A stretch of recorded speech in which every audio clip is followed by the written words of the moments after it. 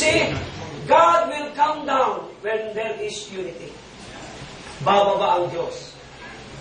But on the other hand, listen, on the other hand, pag walang unity, nawawala ang presensya ng Diyos. Hello? Sa palagay niyo ba, kung tayo nag-aaway, nagtatalo-talo, nag-iwahiwalay, nagkakunta ng mga factions, divisions, splits, sa palagay niyo ba, nandun ang Diyos? No! God is a God of peace and order. Amen? Amen. At siya ay nananaan, ano sabi sa ating teksto? Psalms 133 verse 1, Behold, how good and how pleasant it is when brethren dwell together in unity.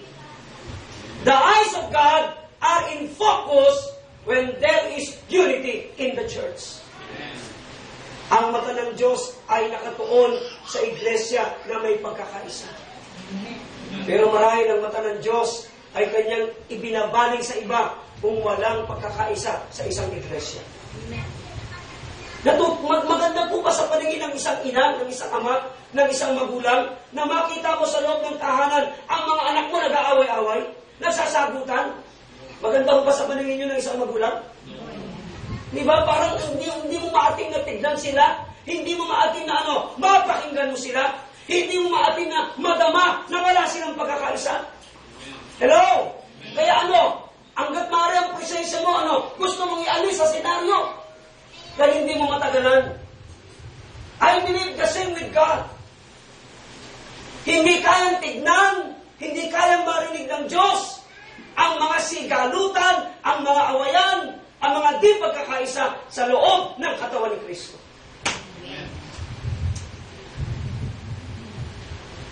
Kanya po ba tayo? Amen.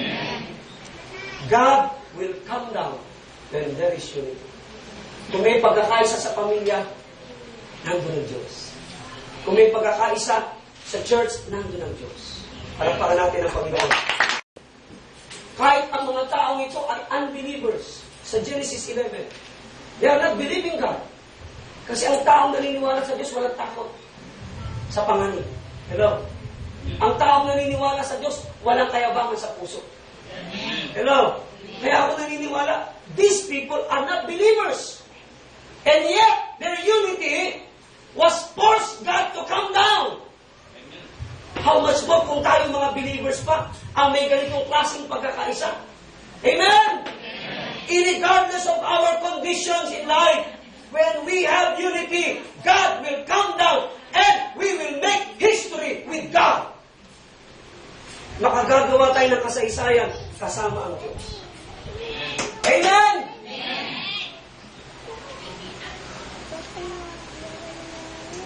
Pangalawa, mga kapatid. The power of unity. Pangalawa, balikan niyo yung Psalms 133 verses 1 to 2. The power that releases when there is unity is the power to cause anointing and blessing to be released. Balikan niyo yung Psalms 133. Ano raw ang maganda sa paningin ng Diyos? Ano raw ang maganda sa paningin ng Diyos sa mga kapatiran? Nagkakaisa at nagkakasama-sama. Makinig po kayo, dito wala ng tingin. Ang tunay na pagkakaisa ay may pagsasama-sama. At ang tunay na pagsasama-sama, may pagkakaisa. Hindi pwede, basta kaisa nyo ako dyan, kahit wala ako. Hindi pwede yun. Makisama ka. Dapat naroon ka kung talagang kaisa ka. Amen po ba? Amen. Kasi yun ang sabi ng Biblia eh. Dwell together in unity. Now listen, this passage of the Scripture symbolizes the picture of the body of Christ, which is called the church. Ang church ay body of Christ, wherein the eyes of God are in focus. Ang mata ng Diyos ay nakatuon sa iglesia ng Panginoon, sa katawan ni Kristo. Why? Because there is unity. There is unity. That's why God's eyes are on the church when there is unity. When there is unity, God releases the power. What power? Number one, anointing power. Amen. Anointing power. Sabi natin, anointing. Anointing. Hindi po anointing. Mga kapatid. Anointing. Iwanagin natin, baka medyo may pagkangungo tayo. Anointing. Anointing po, anointing. So when there is unity, God releases the blessing of anointing. What is anointing? Anointing is the power of the Holy Spirit. Anointing does two things in our life. Number one, anointing destroy the yoke. Ang anointing po, winawasak nito ang anumang pabigat ni Satanas sa buhay mo. Amen. Hello? Amen.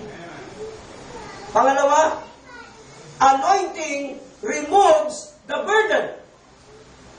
Bukod sa pabigat na nilalagay sa iyo Satanas, may mga tanikalang iginagapo sa iyo si Satanas. Now listen, kapag ikaw ay merong spirit of unity, God's power of His anointing will be upon you.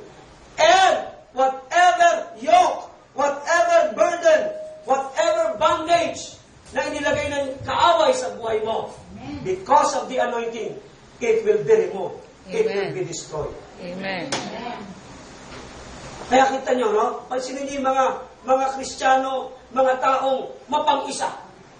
Mga Kristiyano mahilig mag-isa. Mahilig nag-iisa. Pansinin nyo, bigat na bigat sa buhay.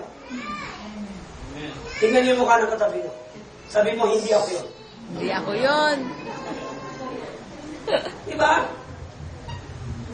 Kaya nga sabi ng kasabihan no man is an island. Amen? Amen. Ano sa Tagalog yun? Wala raw tao sa isla. Parang, ano yun parang bubble gum, ano?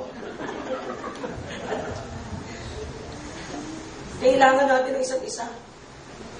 Diyos nga, kinikilala ang kahalagahan ng unity. Ikaw pa kaya? Hello? Are you listening? Amen. Pansinin nyo, this is my observation.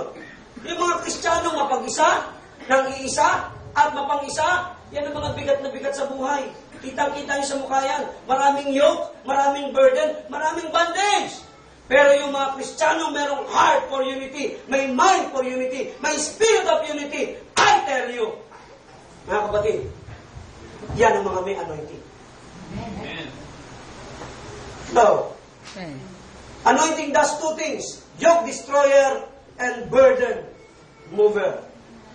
So when there is unity, God releases the power of His anointing. Alam niyo ba, makinig kayo mabuti. Once the power of God's anointing is upon you, no demon can stand before you. Amen. No demon can stand against you. Do you believe that? Amen. Walang pwedeng tumayong demonyo sa harapan mo.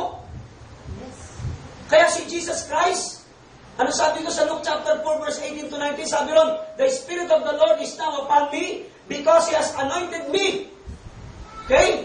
So when the Spirit of God came upon Jesus, that's the anointing in the life of Jesus manifested. Anointing of God. Kaya kita yung si Jesus, pagpunta niya sa isang lugar na merong demon possessed, nagre-react agad yung demon possessed, wala pa siyang ginagawa. Ano sabi ng mga demon possessed? Ano kailangan mo sa amin? Jesus na taga Nazaret, naparito ka ba para kami masakin?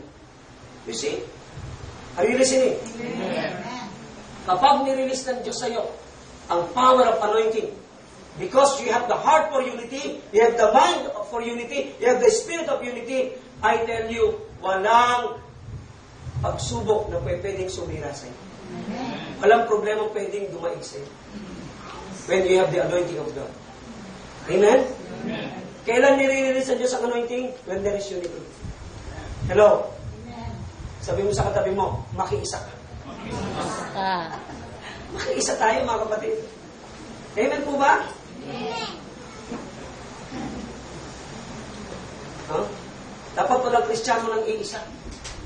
Hindi gawain ng Kristiyano ng iisa o mapang-isa.